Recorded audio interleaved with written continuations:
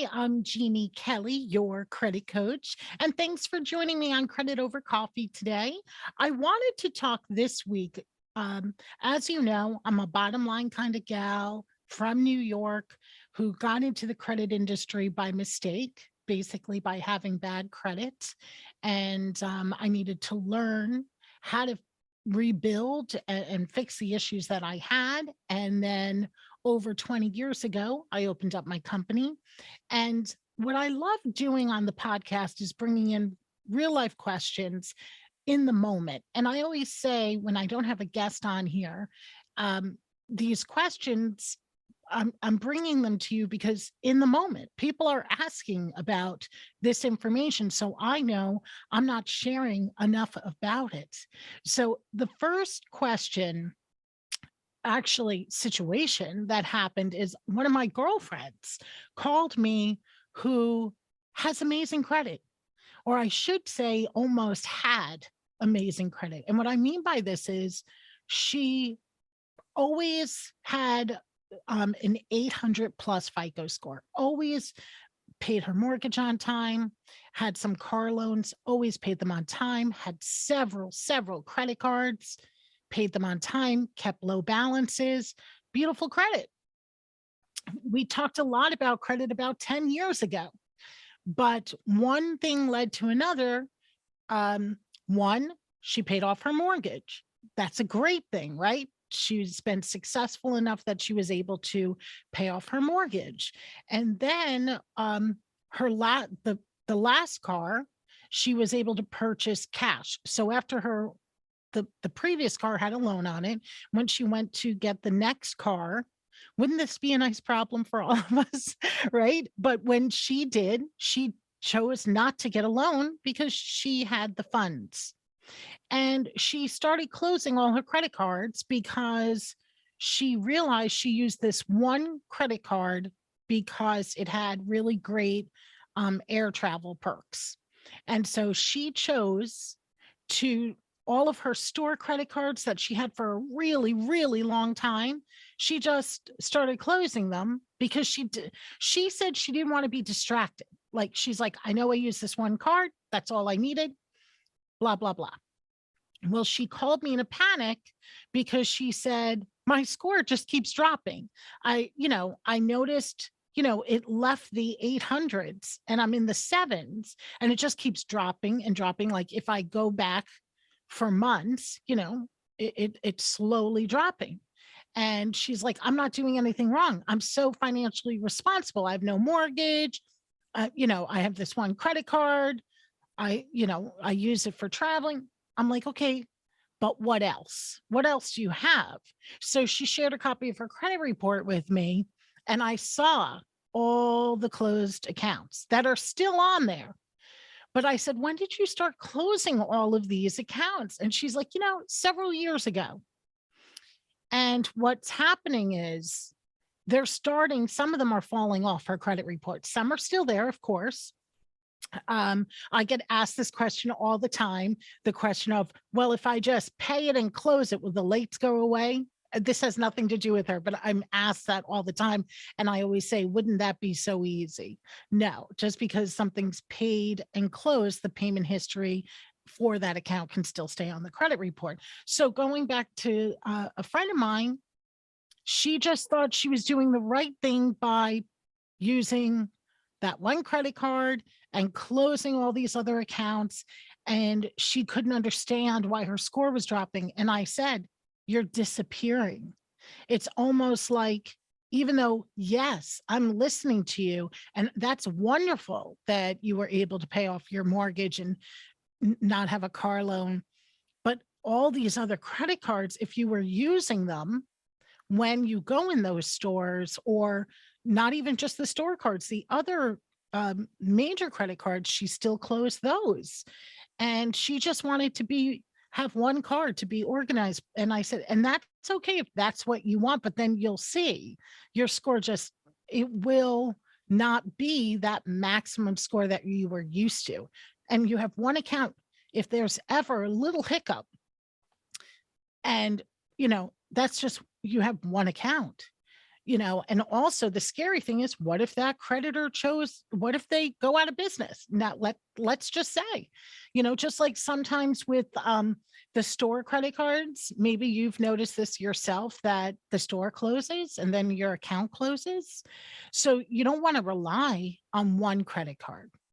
So I'll just share with you what I suggested, and that was, you better get some more credit cards.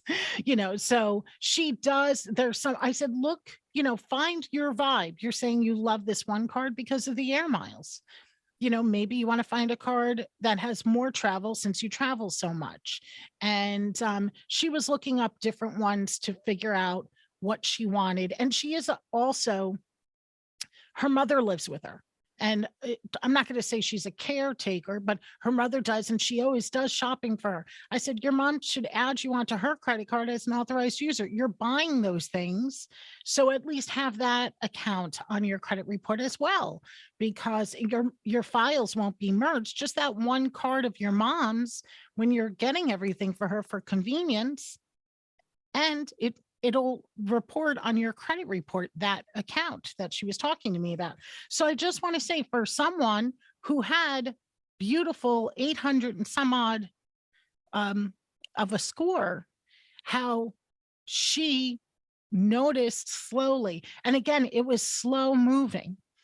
And you can look back at when you log in and you see the track, you just see more things falling off, falling off, falling off. And another reason is that one card she did use, and I think this is why she picked up the phone and panicked. She did have a heavy balance on it. So for the 1 month, then it really looked, because she was going to travel and she did a lot of purchasing for that package of the traveling.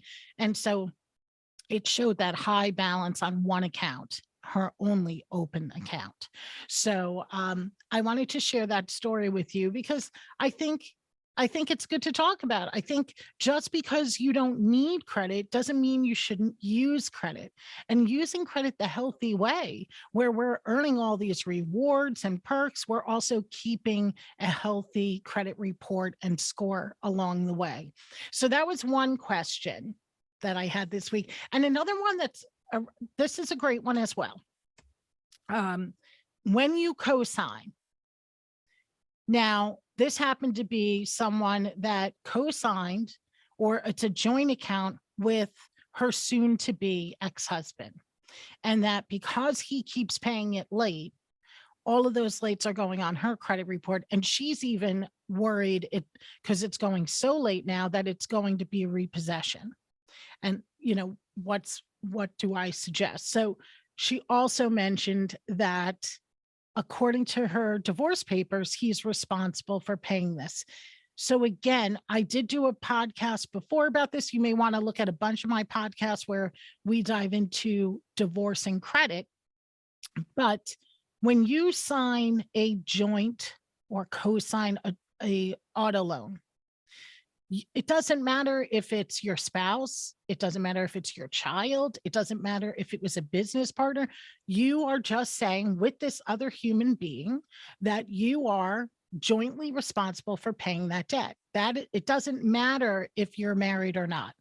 Now, that paperwork, as far as if this is something financially that it was supposed to be done regarding court papers, then you have to go back to your attorney, that you have to go back to court. But if it was never okayed by the company that lent you the money, then it doesn't mean anything for that loan or your credit report. So know that. And I say this because a lot of times it's the mortgage. And it could be a mortgage nightmare because it would be difficult possibly to get your name off a mortgage, and that mortgage, we know how long mortgages are. They could be 15 to 30 years and you could be trapped on that account. So I say not divorced financially from that person if your name is still on that mortgage. And that's the same for the auto loan.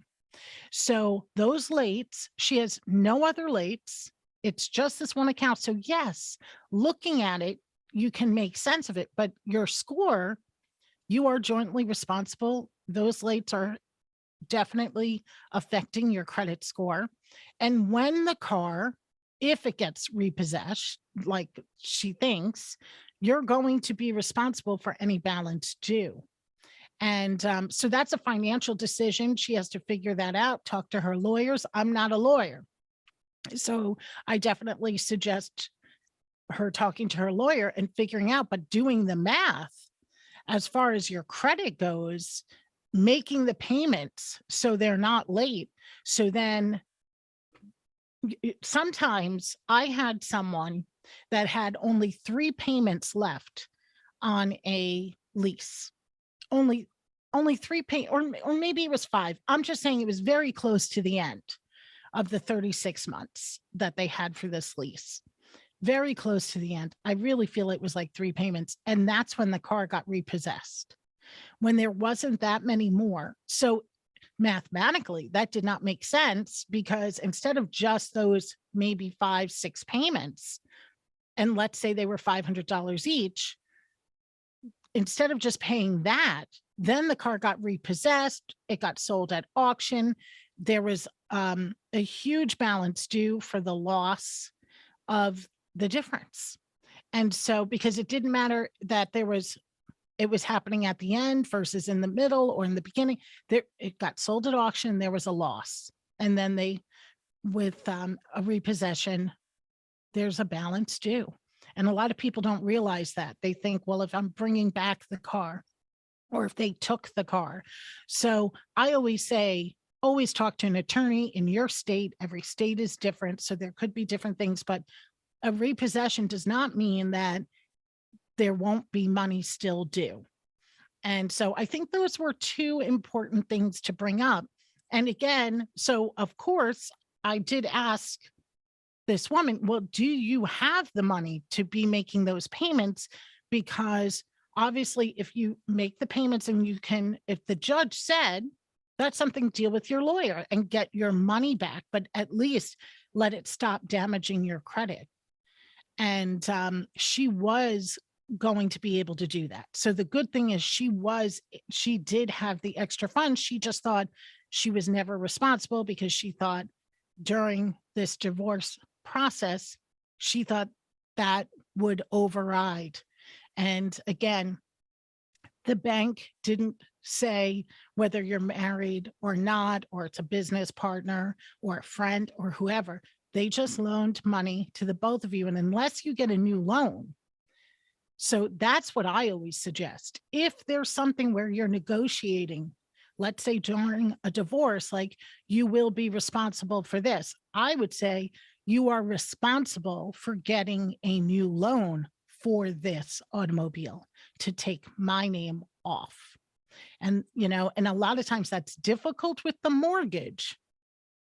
That sometimes is a very difficult task. And that's why it's something to seriously consider because if 30 years is a long time to pay off a mortgage, and that account is joint on your credit report, and at any time, it could be 7 years down the road that then all of a sudden someone has that you're joint on, that you're divorced now for years, but your name was still on that loan, and late payments start happening, and there's nothing, unfortunately, unless you're notified and you make those payments, and that is a problem.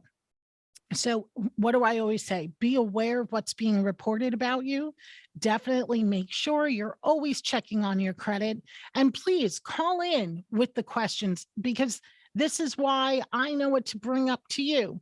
I know to say, let's talk about continuing when we reach that financial success of not needing credit, but using it the healthy way. As always, as we're building it, we should be doing that, but not walking away from credit, and also really being on top of things when it comes to divorce. Please tune into my other podcasts where we do dive deeper into divorce and credit.